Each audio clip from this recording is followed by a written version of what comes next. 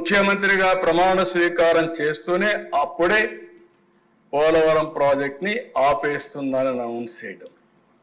ఆ రోజే మీరు ఒకసారి చూస్తే అధ్యక్ష ఆదేశాలు ఇవ్వడం, ఆదేశాలు ఇచ్చి సైట్ లో నిర్మాణ సంస్థ ఉంటే దాన్ని ఖాళీ చేయించింది జూలై 29, 2019 నోటీసులు ఇచ్చి ఖాళీ చేయించడం. ఇంకొక పక్కన అధికారులందరినీ మార్చేయడం. కాంట్రాక్టర్ లేడు, అధికారులు లేడు.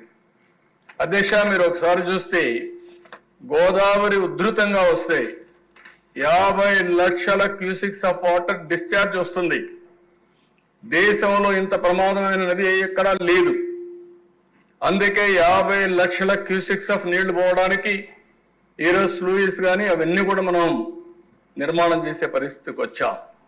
అలాంటి ప్రాజెక్ట్ ని అంటే అవగాహన రాహిత్యం, మూర్ఖత్వం, చేతగానితనం, అదే మరి విధ్వంసం, ఏదో జరిగిపోయిందని కావాలని దాన్ని అడ్డం పెట్టుకుని ఒక ప్రాజెక్ట్ ని నాశనం చేసే పరిస్థితి వచ్చే దిశ 15 నెలల్లో ఆ సైట్ లో ఎవరూ లేకుండా చేసే పరిస్థితికి వచ్చారు.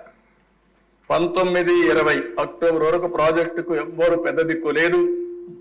ఎవ్వరూ లేకపోతే 20లో పెద్ద ఎత్తున ఆగస్టు, అక్టోబర్లో పెద్ద వరదలు వచ్చాయి. ఆ వరదలన్నీ కూడా డయాఫామ్ వాల్ పైన వెళ్ళాయి. దాంతో పూర్తిగా డయాఫామ్ వాల్ దెబ్బతినింది. దెబ్బతినిందని నిర్ణయించలేకపోయారు. పైన ఏమి కనపడదో చేసే వీళ్ళకు, దెబ్బతిని కింద తినింది. దాన్ని కనపడకపోతే వీళ్ళంతా కూడా ఇది చేస్తే కడాన వీళ్ళ యొక్క అసమర్థత, అవగాహన రాహిత్యం, అవినీతి, కుట్రతో కూడినట్టే ఆలోచన విధానం వల్ల మొత్తం 5 ఏళ్లు మనం కష్టపడిందంతా కూడా సర్వనాశనం అయిపోయింది అధ్యక్ష. సిడబ్ల్యూ సెంట్రల్ వాటర్ కమిషన్ అంత మునుపు అధ్యక్ష పిపిఏ చాలా స్పష్టంగా చెప్పారు, మీరు తొందరపడుతున్నారు, రేపు ప్రాజెక్ట్ ని పనిచేస్తే ఏదైనా జరిగితే ఎవరిని బాధ్యులు చేయాలి? మొన్నటి వరకు పనిచేసిన ఓల్డ్ కాంట్రాక్టరా, ఇప్పుడు పనిచేసే న్యూ కాంట్రాక్టరా? ఓల్డ్ కాంట్రాక్టర్ అంటాడు నాకేం సంబంధం అని, న్యూ కాంట్రాక్టర్ అంటే నేను బాగానే చేశాను, పాత వాళ్ళు బాగా పనిచేయలేదంటారు.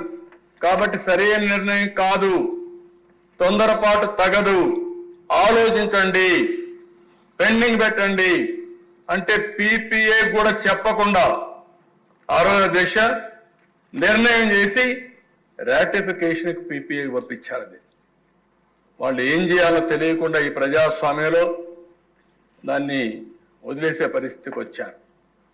ఆ తర్వాత దిశ సెంట్రల్ వాటర్ కమిషన్ ఎవరైతే ఐఐటి హైదరాబాద్ను పంపించి చూడమంటే వాళ్ళు చూసిన తర్వాత మొత్తం డయాఫామ్ వాల్ దెబ్బతిని చెప్పే పరిస్థితికి వచ్చారు.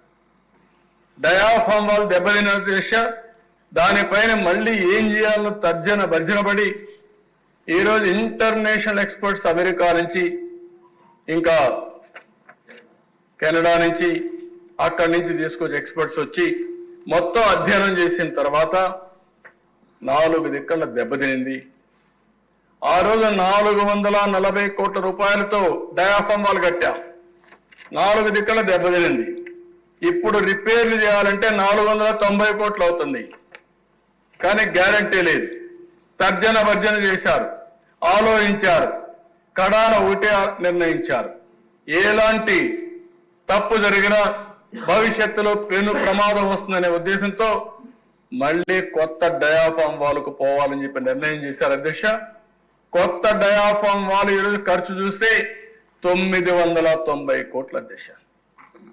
కానీ ఇమేజిన్ అధ్యక్ష ఇవన్నీ అంటే ఒక వ్యక్తి దుర్మార్గమైన ఆలోచన, పనికిరాని ఆలోచన, బాధ్యత రాహిత్యమైనటువంటి ధోరణి, ఇవన్నీ కలిసి రాష్ట్రానికి ఒక శాపంగా మారే పరిస్థితికి వచ్చింది.